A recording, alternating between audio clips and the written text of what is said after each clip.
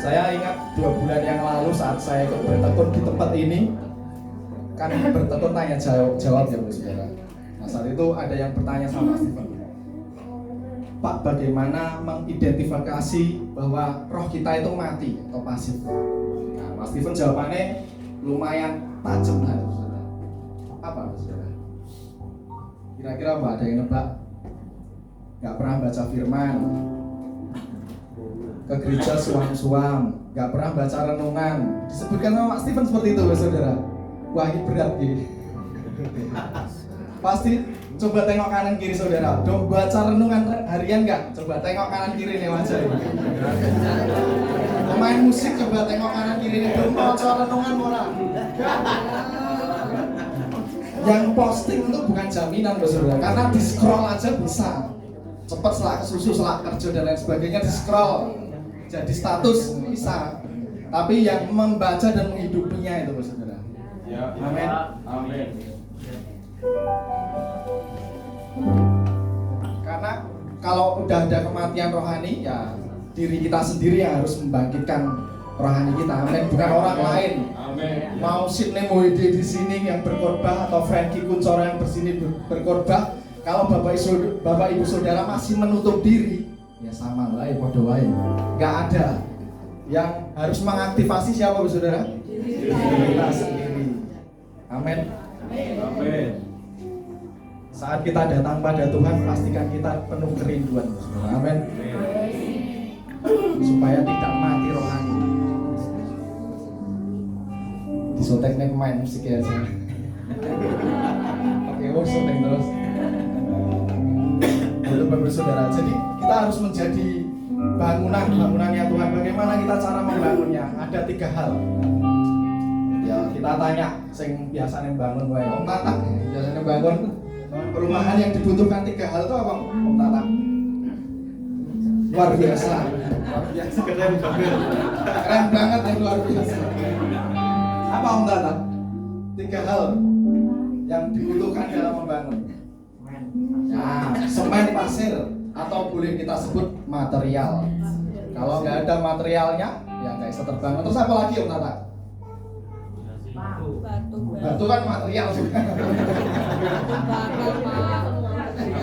Besi kan material juga. Sama aja. Nah yang kedua apa? Kalau bangun asal bangun nggak ada gambarnya, nggak ada denahnya, mau jadi apa? Harus ada apa yang kedua? Denah atau gambar. Terus yang ketiga, kita udah punya material nih, kita sudah punya gambaran mau bentuknya, kira-kira kamar mandinya seperti ini, ruang tamunya seperti ini, kurang satu lagi apa Bu Saudara? Yang eksekusi siapa? Tukang. Yang terakhir tukang Bu Saudara. Amin, ada 3 hal itu bisa kita sangkut pautkan. Kita pernah mendengar firman ini Bu Saudara. Material itu apa? Firman Tuhan. Dalam kita membangun hal rohani, kita butuh firman Tuhan. Coba senggol kanan kiri mengatakan, mulai besok baca renungan. Pemain musik sudah, senggol kanan kirimu, harus baca renungan. Kalau nggak ada firman, kan di renungan itu ada firman Tuhannya loh saudara. Bukan hanya satu aja, bukan satu ayat aja, tapi banyak ayat juga kita baca saudara. Kalau kita nggak ada kehidupan roh, mati ya saudara. Jadi seperti zombie. Terus yang kedua saudara, tadi apa? Yang kedua dibutuhkan untuk membangun denah. Denah itu apa? Mengimajinasikan. Saat kita menerima firman, itu firman dari mami ataupun dari renungan harian atau bapak pun saudara lihat dari YouTube, saudara harus mengimajinasikan firman itu terjadi atas hidupmu, terjadi atas keluargamu. Amin. Jadi pikiran kita nggak boleh pasif. Saat kita berada di gereja, pikiran kita nggak boleh lari di luar gereja. Saya dulu pernah seperti itu, tapi sudah bertobat saudara. Sampai ngantuk-ngantuk dulu pernah alhamdulillah. Terus selanjutnya setelah denah saudara, tukang. Kalau tukang apa saudara? Kita sendiri, tubuh kita sendiri, gerakan tubuh kita, mulut kita untuk memperkatakan firman. Amin.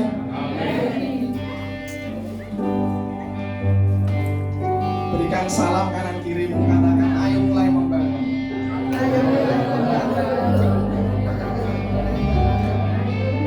Jadi saat kita datang pada Tuhan tuh ada kerinduan, saudara. Ada kan lirik lagunya, ku datang ya Bapa dalam kerinduan. Nah, Bapak Saudara, dalam kerinduan atau pekewo ditekok ibu gembala yang rateko.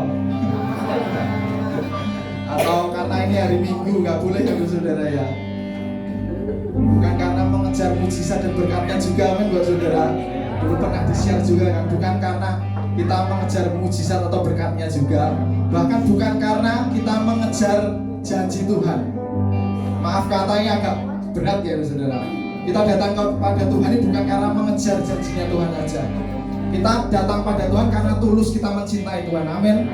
Karena kita yang mengejar Tuhan. Coba yang Bapak Saudara makan ning gereja tak iki tanggane. Ngopo ning gereja mengejar janji Tuhan tuh. Kaya debt kolektor wae ngoyak-ngoyak langsung ngene. Enggak boleh Bapak Saudara. Urusan janji Tuhan mau datang sekarang atau besok itu keputusannya Tuhan, amin. Kita harus usah ngotek-ngotek, yang pasti hati kita lurus. Kita datang pada Tuhan karena kita mencintai Tuhan. Kita mencintai Tuhan karena apa? Karena Tuhan lebih dulu mengasihi kita, amin. Dan juga saat kita pelayanan atau tidak tugas, kita harus menjadi contoh yang baik, amin. Meresponi firman yang disampaikan oleh Mami dan lain sebagainya. Dulu saya pernah share, saya ibadah di Solo atau boleh dikatakan Palur itu. Saat saya datang pertama kali itu, wah, WL sangat luar biasa, atraktif dan lain sebagainya lah. Tapi saya datang ya sama keluarga, karena istri kan gak bisa ibadah saya. Minggu-minggu selanjutnya yang WL gantian yang lain, Pak Saudara.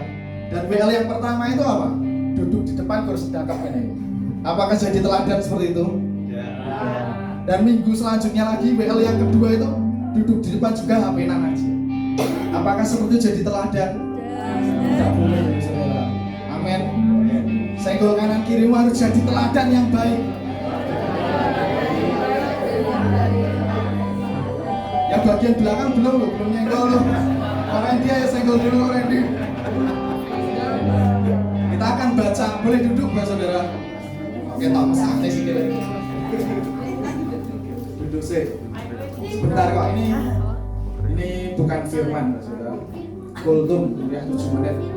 Kita akan buka dalam 1 Korintus 3. 1 Korintus 3 kita akan buka, kita akan baca bersama-sama. 1 Korintus 3 ayat 10 sampai 12. Dasar dan bangunan sesuai dengan kasih karunia Allah yang dianugerahkan kepadamu. Aku sebagai seorang ahli bangunan yang cakap telah meletakkan dasar, dan orang lain membangun terus di atasnya. Tetapi tiap-tiap orang harus memperhatikan bagaimana ia harus membangun di atasnya, karena tidak ada seorang pun yang dapat meletakkan dasar lain daripada yang telah diletakkan, yaitu Yesus Kristus. Entahkah orang membangun di atas dasar ini dengan emas, perak, batu permata, kayu, rumput kering, atau jerami. Jadi Kristus sudah sebagai dasar, kita membangunnya di atas dasar Kristus, saudara. Saya jujur, waktu Papi meninggal dulu, waktu Papi dipanggil Tuhan itu, saya berantakan sekali, saudara. Saya masih percaya Tuhan, tapi khusus kasusnya Papi, saya belum bisa ngomong semua ini terjadi atas izin Tuhan. Karena apa? Saya membangun sebelumnya itu dengan campuran, saudara. Ya ada batu permata nih, rang site, ada kayu, ada rumput keringnya juga. Jadi saat ujian datang, obrak-mabrik kabeh. Saat itu saya protes Tuhan, Papi itu ya cukup manulah di kota Sragen lumayan, harusnya dapat pemakaman yang lebih layak.